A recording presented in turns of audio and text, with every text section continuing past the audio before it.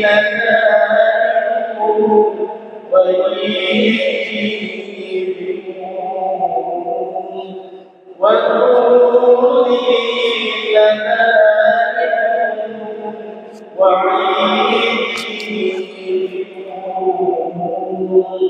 اللهم صل وسلم وبارك عليه وعلى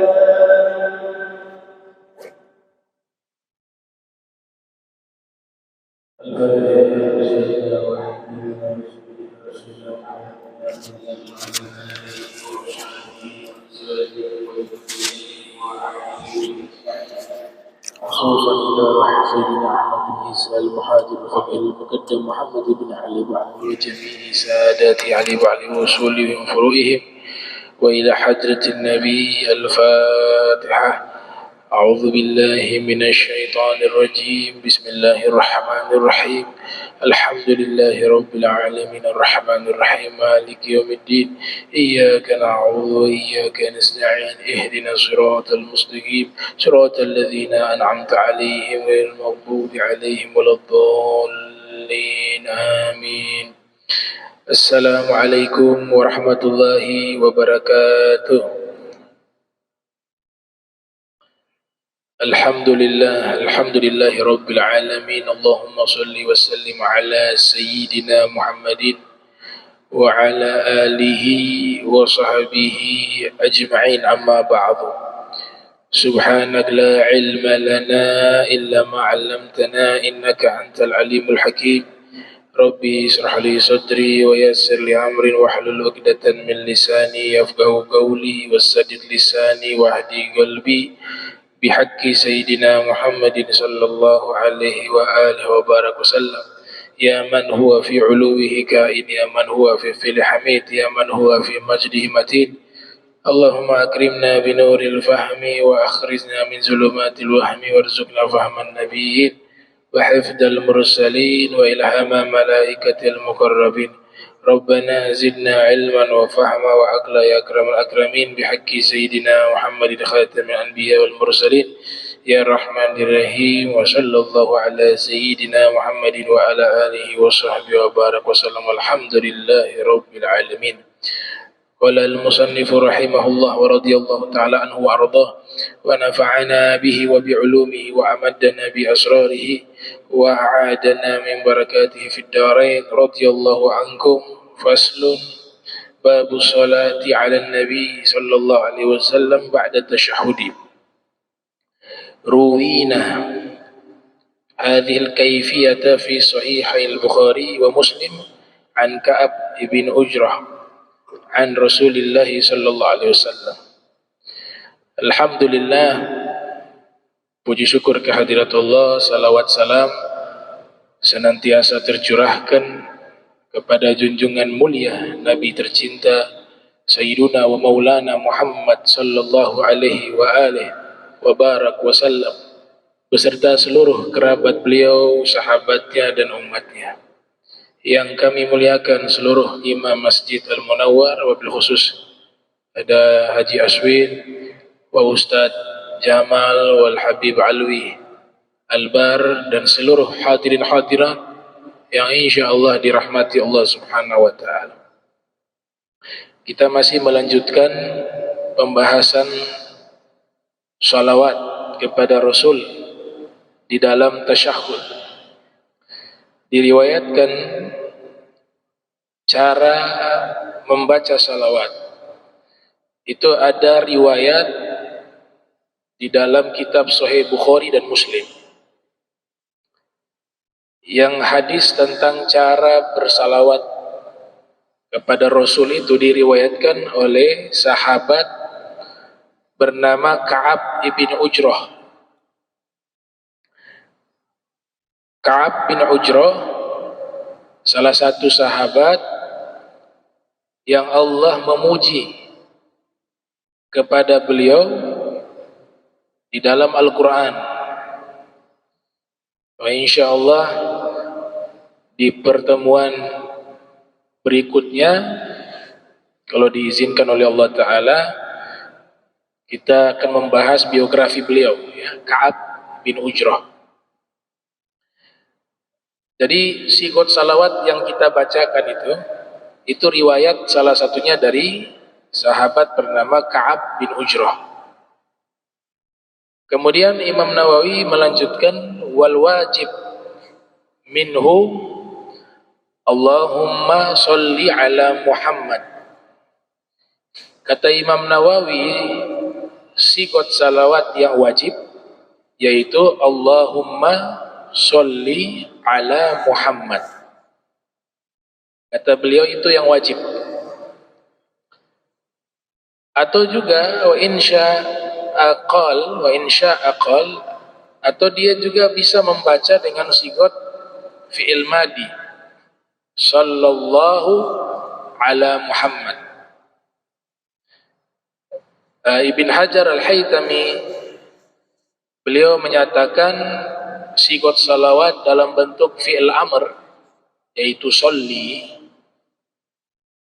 dengan sigot salawat dalam bentuk fi'il madi yaitu sholla, ya. Itu lebih afdol kata beliau dalam bentuk fi'il madi. Sholla lebih afdol dari sholli. Alasannya kalau sholla ada tahqiq, fi'il madinya ada penegasan. Ini pendapat Al-Imam Ibn Hajar al-Haytami. Tapi kedua-duanya bisa kita gunakan baik dalam bentuk kata perintah fi'il amr yaitu sholli, Allahumma sholli ala sayyidina Muhammadin, bisa juga dengan sigot fi'il madi sallallahu ala sayyidina Muhammadin. Di dalam sistematika bahasa Arab, kalau diawali dengan sholli, maka bagian salamnya di belakang harus dibaca salim, bukan Allahumma sholli ala sayyidina Muhammadin wa ala alihi wa sahbihi wa sallam. Itu secara struktur bahasa tidak benar, karena dia harus ngikut kepada lafaz sholli. Jadi kalau di depan sholli maka salamnya salim. Kalau di bagian depannya sholla, maka dibaca bagian salamnya sallama. Ya. Sallallahu ala sayyidina Muhammadin wa ala alihi wa sahbihi wa sallama. Kalau di awalnya dibaca Allahumma sholli ala sayyidina Muhammadin wa ala alihi wa sahbihi wa sallim. Ya, jadi ngikut bagian awal dari lafaz sholla atau sholli. Kalau dia sholla dibaca sallama, kalau dia sholli dibaca salim. Itu di dalam kajian ilmu bahasa Arab, ya. Cuma kadang-kadang manusia nggak sengaja, nggak ada masalah, ya, jangan dibesarkan. Mungkin lidahnya, ya, tidak berniat baca salah tapi lidah kedahuluan, nggak ada masalah. Cuma kalau sudah tahu ilmu ini, kita berusaha baca sebenar mungkin, ya. Kalaupun sudah usaha kadang-kadang salah, ya manusia. Saya juga begitu, kadang-kadang sudah tahu itu salah tuh, cuma lidah sudah mengucapkan. Misalnya saya sering terbiasa, ya, menyebutkan salawat itu, misalnya wassallallahu ala sayyidina Muhammadin wa ala alihi wa sahbihi wa barik. Saya juga bilang wa barik, salah itu. Wa barak. Cuma saya punya lidah sudah kedahuluan, ya, gak ada masalah, gak sengaja. Tuh. Makanya kalau dari awal sholla wa barak wa sallama, sholli wa barik wa sallim. Itu. Nah, bisa kita menyebut dengan tambahan abdihi wa rasulihi. Oh, itu dikumpul riwayat oleh Al-Imam Ibn Hajar Al-Asqalani, ya. Saya baca di kitabnya, bukan di kitab ini, bukan. Irsyadul Ibad, tulisan dari Syekh Zainuddin Malibar. Beliau mengatakan guru saya, yang dimaksud di situ adalah Al-Imam Ibnu Hajar Al-Asqalani. Oh, maaf, Al-Imam Ibnu Hajar Al-Haytami. Guru saya Ibnu Hajar Al-Haytami menggabungkan semua riwayat sigot salawat kemudian dijadikan satu, sehingga ketika menyebut nama Rasul di situ gelarnya banyak. Allahumma sholli ala sayyidina, ya, Allahumma sholli ala sayyidina, atau Allahumma sholli ala rasulihi wa abdihi sayyidina Muhammad. Kadang ditambah seperti itu. Itu beliau gabungkan beberapa riwayat kemudian dijadikan satu. Bisa juga kita membaca sallallahu ala rasulihi. Kata Imam Nawawi, itu dianggap sah. Dalam tasyahud kita mengucapkan salawat dengan sigot tersebut. Atau sallallahu ala nabi. Walana wajhun annahu la yajuz illa. Di sini kata beliau memang ada pandangan yang mengatakan tidak boleh.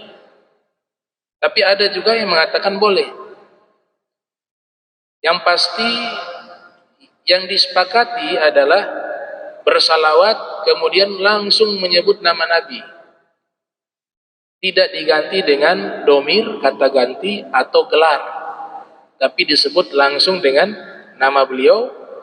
Dan lebih afdol lagi setelah nama beliau disusul dengan gelar. Sebagaimana sigot salawat yang diajarkan oleh Al-Imam Ibnu Hajar Al-Haytami. Tambahan Sayyidina, ya. Imam Nawawi mengatakan la ba'sa bihi, tidak mengapa kita tambahkan lafaz Sayyidina. Sayyidina bentuk penghormatan, artinya Tuan besar kami. Orang yang dihormati biasa disebut dengan gelar. Nah, sehingga ulama tidak mempermasalahkan hal itu. Bahkan Imam Romli mengatakan Sayyidina itu sunnah. Imam Romli di Mesir itu, di beberapa masjid itu kalau azan sebut nama Nabi Muhammad pakai Sayyidina. Azan sholat 5 waktu. Nah, ini masuk di bab adab, ya, ta'zim wa takrim, penghormatan kepada Nabi sallallahu alaihi wasallam. Ada yang tidak mau pakai Sayyidina, mau ngikut sikot hadis yang asli. Karena Nabi kan mengajarkan salawat yang asli tanpa Sayyidina. Nah, itu bentuk tawaduknya Nabi. Tawaduknya Nabi, maka Nabi tidak menyebut dirinya dengan lafaz Sayyidina dalam sikot salawat. Tapi di dalam beberapa keadaan Nabi sebut dirinya sebagai Sayyid. Sayyid. Misalnya ana sayyidu waladi Adam yaumal qiyamati wala fakhr. Saya adalah Sayyid. Itu Sayyid itu Sayyidina. Sayyidina itu Tuan kami. Saya Sayyid, pemimpin anak Adam di hari kiamat, wala fakhr, dan saya tidak bangga. Jadi kalau saya pribadi saya pakai Sayyidina, baik dalam sholat maupun di luar sholat. Ya, saya ikut Imam Nawawi. Tapi ada juga yang tidak menggunakan Sayyid, ya ijtihadnya ulama, mungkin mau ngikut sikot aslinya lebih selamat menurut mereka di dalam membaca salawat, khususnya di dalam sholat. Tidak ada masalah. Gitu. Yang penting kan intinya kita harus memuliakan Rasul sallallahu alaihi wasallam. Niat membaca tanpa Sayyid bukan karena tidak memuliakan Nabi, tapi mau ikut apa yang Nabi ajarkan sesuai dengan sikot aslinya. Ya silakan. Tapi yang menggunakan Sayyid karena memang ingin memuliakan Rasul, karena orang-orang besar biasanya kita memberikan gelar penghormatan, maka hal itu juga hal yang mulia dan terpuji. Gitu.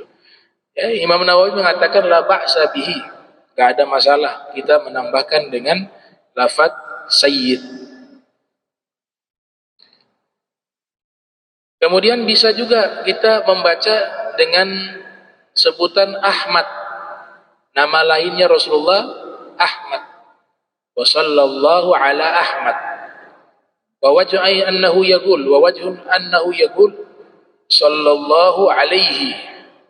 Ada yang berpendapat bahkan boleh dengan domir sallallahu alaihi, tidak menyebut namanya tapi kata ganti, ya. Tapi kembali lagi yang paling afdal tadi menyebut nama. Ini dalam konteks tasyahud, bacaan salawat dalam tasyahud, bukan dalam khutbah Jumat. Kalau khutbah Jumat harus pakai nama salawatnya. Kalau kita mengganti, kan dia rukun khutbah salawat, kita ganti dengan domir, mayoritas ulama mengatakan tidak sah. Jadi kalau khutbah Jumat salawatnya harus menyebut nama Rasul. Gak boleh Allahumma sholli wa sallim alaihi wa ala alihi, gak boleh.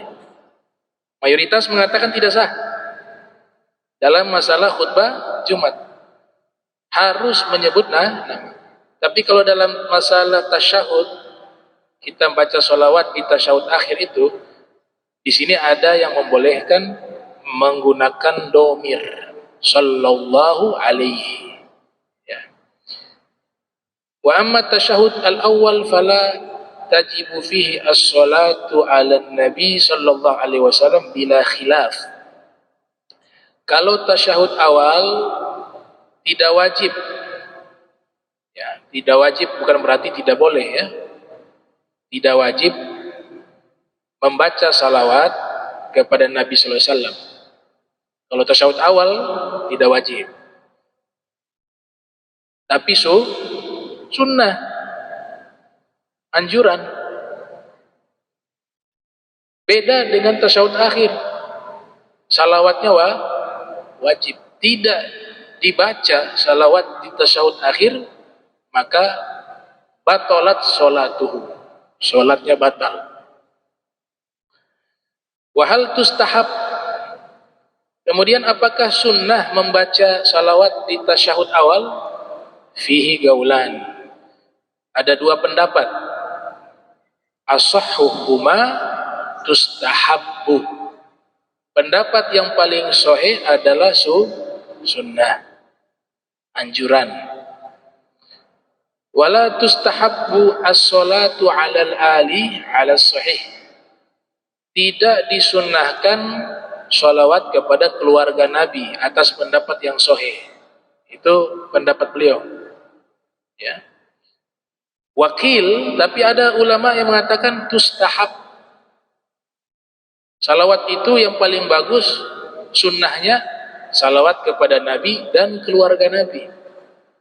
Kalau saya milih pendapat kedua, salawat kepada Rasul sekaligus keluarga Rasul. Kenapa saya pilih pendapat yang kedua? Karena ada riwayat Nabi pernah mendengar ada salah satu sahabat membaca salawat tidak menyebut keluarga Nabi, hanya Allahumma sholli ala Muhammad atau Allahumma sholli ala Sayyidina Muhammad. Kemudian Nabi mendengar bacaan salawat tersebut. Setelah itu Rasul memberikan pengajaran. Kata Nabi bahwa kau salawat itu salawatul batro, namanya salawat buntung. Apa arti buntung? Tidak sempurna. Kalau kau ingin bersalawat, maka bersalawatlah kepadaku dan juga kepada keluargaku. Nah, ini al-akmal, sikut salawat yang paling sempurna. Di dalam musnad Imam Ahmad bin Hanbal, Imam Ahmad lahir 164 Hijriah, wafat 241 Hijriah. Di situ riwayatnya lebih lengkap lagi.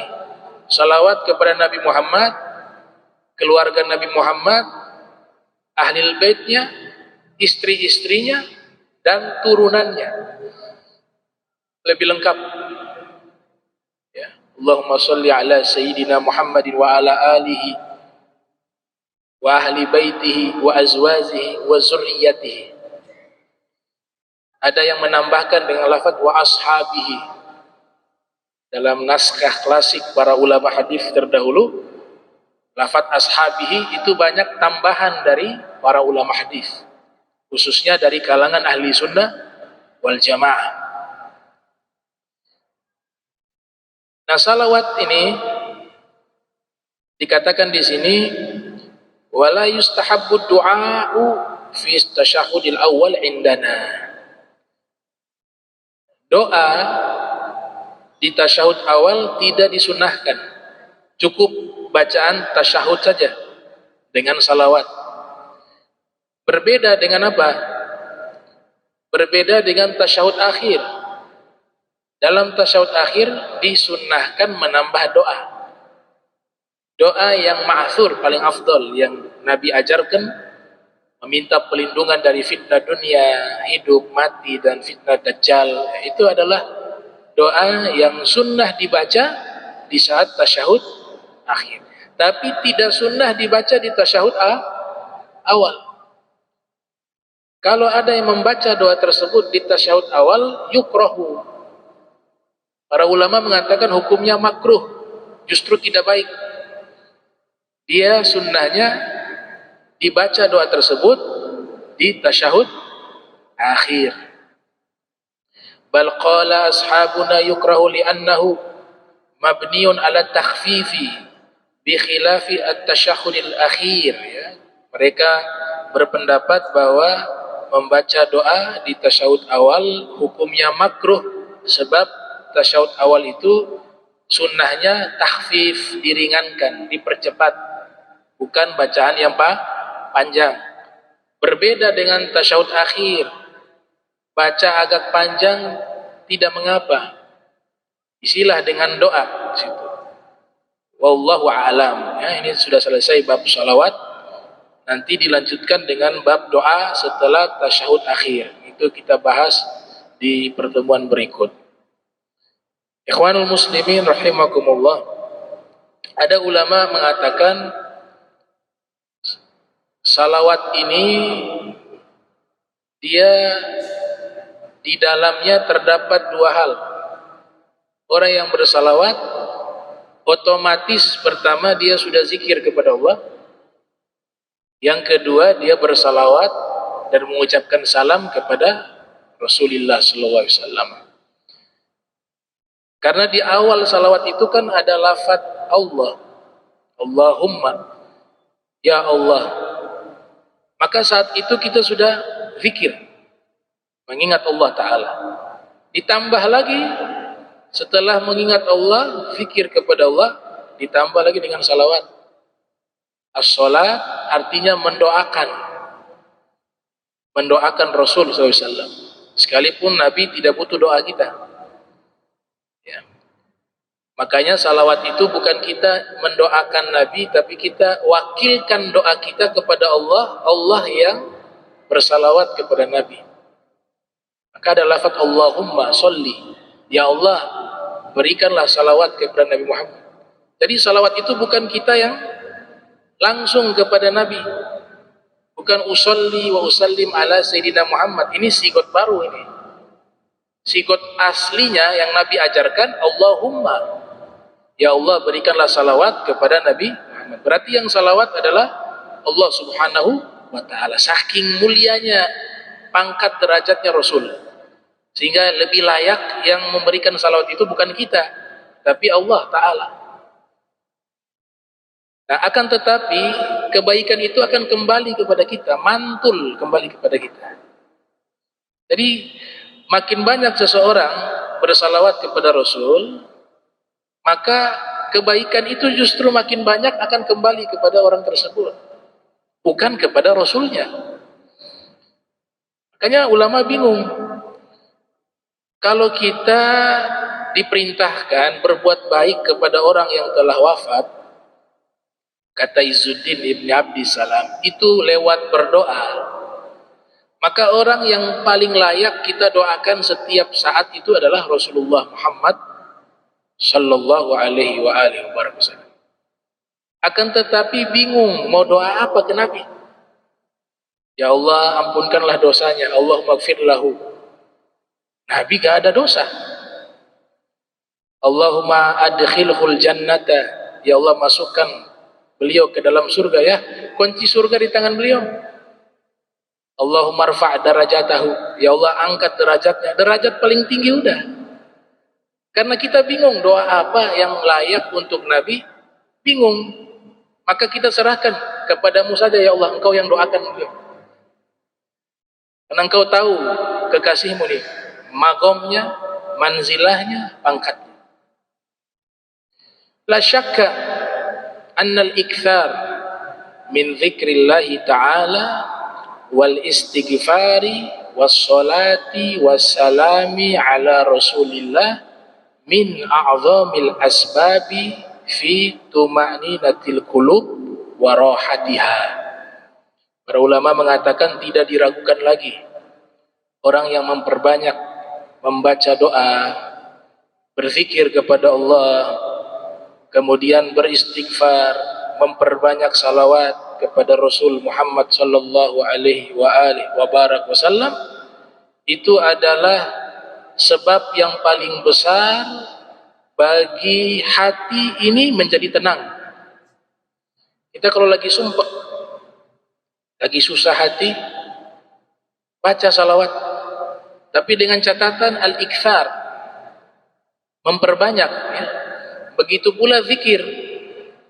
Ketika lagi sumpah ini hati, baca zikir dengan banyak, secara otomatis hilang itu sumpah. Dengan catatan al-ikthar, memperbanyak itu. Dan ini sesuai firman Allah Subhanahu wa taala di dalam Al-Qur'anil Karim di surat Ar-Ra'd ayat 28, di mana Allah taala berfirman, alladzina amanu wa tatma'innu qulubuhum bi dzikrillah, ala bi dzikrillah tatma'innul qulub. Orang-orang beriman itu hati-hati mereka tenang. Dengan apa hati mereka tenang? Dengan menyebut nama Allah, dengan mengingat Allah. Ketahuilah bahwa dengan mengingat Allah, hati ini menjadi tenang. Jadi langsung al-mansus fil Quran, dinaskan di dalam Al-Quran bahwa memperbanyak zikir menenangkan hati. Dan orang kalau banyak zikir, banyak bersalawat, ini yang jarang dipahami nih. Bukan hanya hati tenang, tapi kalau kita banyak zikir, banyak salawat, itu al-mazkur, al-maktub fil qalb, yang kita sebut-sebut itu akan menetap dalam hati. Al-mazkur Allah, yang kita sebut Allah setiap hari, nama yang paling banyak kita sebutkan lafzul jalalah, maka nama itu lama kelamaan akan maktub fil qalb, tertulis dalam hati. Mana tertulis bukan secara zahir. Begitu juga kita memperbanyak bersalawat kepada Rasul, maka al-maktub fil qalb, Rasulullah namanya tertulis dalam hati. Kalau dua nama ini sudah tertulis dalam hati, ini penyakit-penyakit yang ada di batin dia keluar. Ya, penyakit-penyakitnya yang ada di jiwa kita ini dia keluar karena ada dua nama itu. Maka ulama mengatakan perbanyaklah menyebut nama Allah hingga Allah zikir itu menjadi darah dan dagingmu. Menjadi darah dan dagingmu. Ada satu kitab, dan ini saya anjurkan kepada para penuntut ilmu agama Islam, harus memiliki kitab ini, ya. Harus memiliki kitab ini. Karena dengan kitab ini kita mengenali orang-orang soleh terdahulu. Ibadah mereka seperti apa, akhlak mereka seperti apa, nasihat-nasihat mereka seperti apa, pemikiran mereka seperti apa, visi misi hidup mereka seperti apa, ar-ru'yah war risalah dalam bahasa. Jadi ini para santri ini harus punya buku ini. Ya, saya sarankan. Judulnya itu Al-Mukhtar min Manaqibil Akhyar. Saya tidak tahu apa sudah diterjemahkan atau belum. Kalau ada terjemahan lebih bagus. Ya, untuk dibeli, untuk dibaca buku tersebut. Di situ kita mengenal bagaimana kaum solehin, para asfiya, para aulia, ibadah mereka, akhlak mereka, pemikiran mereka, visi misi hidup mereka. Kitab ini ditulis oleh ulama besar ya, bernama Majduddin Ibnul Athir. Ibnu Athir ini ada 3 orang ya, ikhwanul muslimin. Ada 3 orang. Kadang-kadang ini jadi rumit ya, sebab dalam kitab-kitab Turath itu menyebut Ibnu Athir saja dengan gelar, sehingga jadi bingung. Padahal 3 orang ini berbeda, tapi saudara kandung. Luar biasa ya, 3 orang saudara jadi ulama besar. Kalau yang pertama tadi saya sebut, yang menulis kitab Al-Mukhtar min Manaqibil Akhyar, beliau juga yang menulis kitab hadis berjudul Al-Gharib fi Ilmil Hadis, atau An-Nihaya fi Gharibil Hadis, nama kitabnya An-Nihaya fi Gharibil Hadis. Nah, ini paling tua nih, paling besar.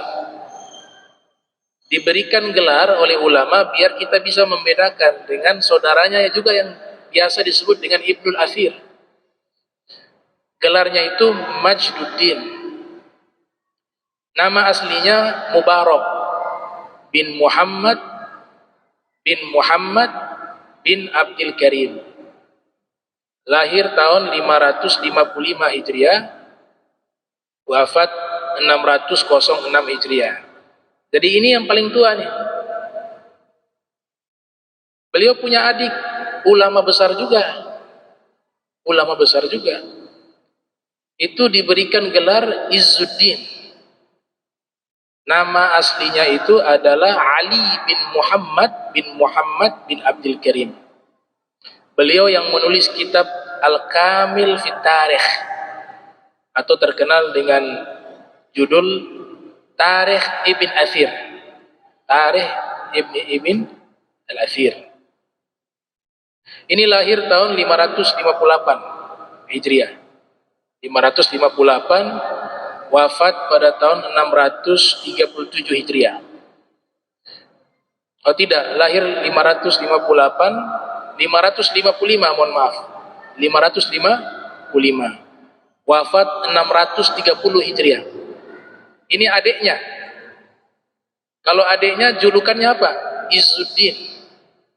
Kalau kakaknya julukannya Majduddin. Punya adik juga laki-laki, ulama besar di dalam bidang syair, namanya adalah Nasrullah bin Muhammad bin Abdul Karim. Julukannya Diyauddin. Lahir pada tahun 558 Hijriah. Ya, 558 Hijriah. Beliau lahir, wafat saya lupa tahun berapa tuh, 637 Hijriah wafat. 637 Hijriah. Beliau ahli bahasa, ahli sastra. Kalau kakaknya yang tadi, yang namanya Izzuddin itu ahli sejarah terkenalnya. Kalau kakaknya lagi Majduddin Ibn Athir itu ahli hadis dan juga ahli sejarah terkenalnya. Ini mengarang kitab Kifayatut Thalib fi Naqdil Kalami Asy-Syair wal Katib. Itu kitab beliau tentang syair ya. 3 orang ini namanya terkenalnya julukannya Ibnul Athir. Ibnul Athir, 3 orang. Kalau kakeknya itu namanya Muhammad bin Abdul Karim, ada yang mengatakan julukannya adalah Athiruddin. Ada yang mengatakan ayahnya Muhammad ibn Abdul Karim, yang diberikan gelar Athiruddin. Al-Athir itu artinya orang yang berpengaruh, julukan. Ya, Ibnul Athir, Al-Athir itu julukan, orang yang berpengaruh. Karena kakeknya itu adalah pejabat, bukan ulama ya. Dia punya kakek pejabat, namanya Muhammad ibn Abdul Karim, pejabat di pemerintahan Ad-Daulah Az-Zankiyah, dan punya pengaruh di pemerintahan waktu itu, makanya diberikan gelar Al-Athir, orang yang berpengaruh di dalam pemerintahan tersebut, Ad-Daulah Az-Zankiyah. Nah, kitab beliau itu tadi saya sebutkan, Al-Mukhtar min Manaqibil Akhyar, itu luar biasa. Ada kurang lebih 3 atau 4 jilid kitabnya. Luar biasa. bagaimana beliau terangkan biografi sangat detail ya. Salah satu kelebihan beliau, beliau jelaskan sistematis dari awal sampai akhir. Pertama dibahas biografi singkat, kemudian dijelaskan bagaimana akhlak mereka, ibadah mereka, ditutup dengan apa? Nasihat-nasihat mereka. Dan itu 4 jilidnya begitu, sistematis. Luar biasa. Dan sangat banyak, lumayan lengkap. Kalau Hilyatul Aulia terlalu tebal ya. Kalau beliau itu sedang mutawasid. Di situ beliau ngutip salah satu ucapan sufi bernama Syekh Ahmad bin Muhammad Al-Masruq atau bin Masruq. Ada yang menambahkan At-Tusi berkaitan dengan salawat dan zikir tadi. Beliau katakan, man raqaballah fi khatarati qalbihi asimahullah fi harakati jawarihi. Siapa yang selalu menghadirkan Allah di dalam setiap lintasan fikirannya. Jadi kita setiap saat berpikir, walaupun lidah tidak berpikir, tapi kita sedang berzikir dengan hati atau dengan pikiran ya. Walaupun Imam Nawawi mengatakan paling afdolnya zikir itu zikir dengan hati, dengan lisan, dan dengan anggota tubuh. Kayaknya Hasan Basri mengatakan saya lebih senang zikir pakai tasbih, kata Imam Hasan Basri. Itu dikutip oleh As-Suyuti dalam kitab Al-Hawi lil Fatawa yang lahir 849 Hijriah, wafat 911 Hijriah. Karena sebab ketika berzikir dengan tasbih, saya berzikir dengan lidah, dengan hati, dan dengan jari. Jadi jari juga ikut berzikir, sehingga pahalanya jauh lebih besar. Itu ijtihadnya Al-Imam Hasan Al-Basri. Beliau mengatakan siapa yang menghadirkan, Syekh Ahmad bin Muhammad, siapa yang menghadirkan Allah di setiap lintasan hati dan pikirannya, niscaya Allah akan jaga dia di dalam gerakan-gerakan tubuhnya. Apa maknanya? Maknanya bisikan jahat gak bisa masuk. Di dalam diri kita ini, kata Imam Ghazali, ada potensi sifat hewani. Di dalam diri kita manusia ini ada potensi sifat syaitan. Semua manusia kecuali para anbiya atau para rasul. Ada juga potensi malaikat. Ada juga potensi hewan buas. Ada juga potensi hewan ternak. Di dalam tubuh kita. Nah, orang yang sudah termaktub di dalam jiwanya Allah wa Rasul di situ, maka sifat-sifat buruk itu akan hilang dengan sendiri. Ada satu ucapan dari Al-Hafidh Ibnu Rajab Al-Hambali, ini nasihat yang sangat penting sekali ya. Sangat penting sekali.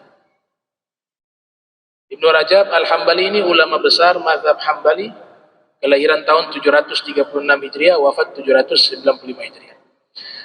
Pandangan kita ini orang yang wafat nauzubillah ya, su'ul khotimah, lawan dari husnul khotimah. Husnul khotimah meninggal baik, su'ul khotimah meninggal dalam keadaan buruk. Pandangan kita secara umum, orang meninggal buruk itu kan dalam keadaan maksiat. Betul tidak? Dalam keadaan maksiat kemudian meninggal. Itu rata-rata pasti mengatakan itu su'ul khotimah. Ternyata penelitian daripada riset ilmiah yang dilakukan oleh Al-Hafiz Ibnu Rajab Al-Hambali, beliau mengatakan paling banyaknya orang husnul khatimah bukan meninggal dalam keadaan maksiat. Sudah kalau meninggal dalam keadaan maksiat jelas ya. Hukum zahirnya jelas su'ul khatimah. Tapi beliau membuat riset, beliau temukan paling banyaknya orang wafat su'ul khatimah karena menyimpan intrik, rencana jahat di dalam batinnya. Padahal dia belum melakukan, tapi dalam batinnya isinya kejahatan semua. Maka beliau mengatakan su'ul khotimah takunu bisababi dasisatin batinatin lil abd la yatla'u 'alaiha an-nas. Su'ul khotimah itu sebabnya yang paling besar adalah menyimpan rencana jahat, motif yang jahat, intrik yang jahat yang terselubung di dalam batinnya, yang tidak diketahui oleh manusia. Kata beliau, itulah yang penyebab utama orang meninggal su'ul khotimah. Dan kata beliau, ini lebih banyak daripada yang maksiat. Sayyidina Ali mengatakan begini. Sayyidina Ali mengatakan, maksiat di dalam hati itu lebih besar dari maksiat secara fisik.